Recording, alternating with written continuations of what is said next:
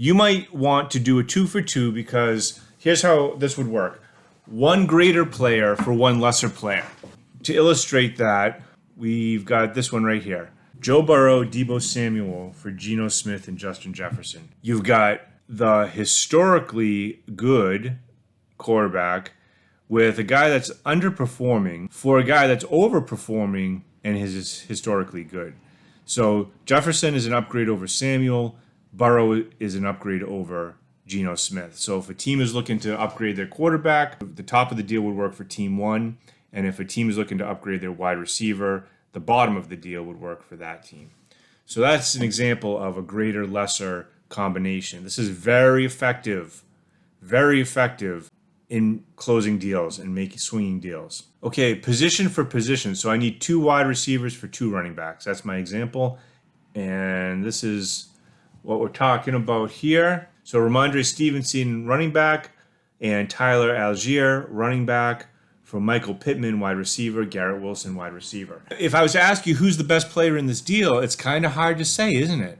I guess most people would say that Algier probably is the 4th player, but then it's like, who's better, Garrett Wilson or Michael Pittman?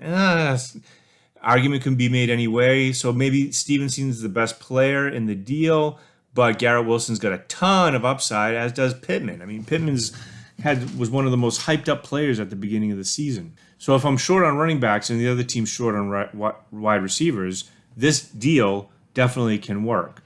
How about 1 stud, 1 dud for 2 stars? What we're talking about here is this deal. A.J. Brown and James Cook for Chris Godwin and Chris Olave. All right, so the stud here is A.J. Brown. The dud is James Cook. The 2 stars are Godwin and Olave. So you're looking to get 12 to 15 a week from Godwin and Olave. You're willing to give up the high ceiling that A.J. Brown offers, or you want to acquire the high ceiling that A.J. Brown offers. And so you'll give up these 2 stars for that 1 stud. And this can make sense in some scenarios. 1 hot for 1 historical. So what are we talking about here? Well, if we go down here, you've got Mark Andrews, so the top is the historical. So Mark Andrews and Dalvin Cook have historically been good, excellent fantasy stars. But if for anyone that's owned Dalvin Cook, he doesn't put up like Alvin Kamara's type, Christian McCaffrey, Derrick Henry numbers. He's not going to give you a 40-point game. He'll give you 25 occasionally, but sometimes he can be as low as like 7, 8, 9 points a week.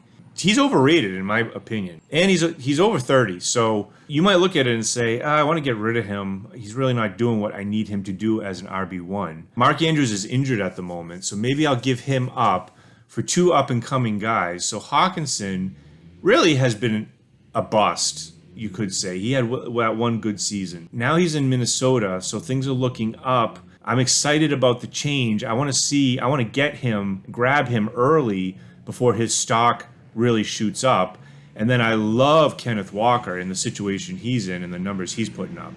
So then maybe I can do this deal where I give someone who relies more on the historical players, and I can take a chance, albeit small chance, on Hawkinson and Walker. So that's the 1 hot for 1 historical, or 2 hot for 2 historical, I should have put. And then finally, we've got overhype versus up and coming. This is kind of like this deal here. So what are we talking about? Well, the up and coming would be T. Higgins and Travis Etienne, and then the overhype would be DK Metcalf and Jonathan Taylor. Oh man, it's so hard to give up on Jonathan Taylor, but you've got to rely on your gut sometimes with these deals. I've never been a DK Metcalf guy. I think he's pretty one-dimensional. He's just got speed. He's very strong and muscular, but for whatever reason, he just doesn't put up the numbers. And I think there's been enough of a sample size with different quarterbacks. I don't know. He's kind of like a Pittman to me. Like, I don't know why Michael Pittman gets so much hype. And Michael Gallup was another one. I just don't understand the hype.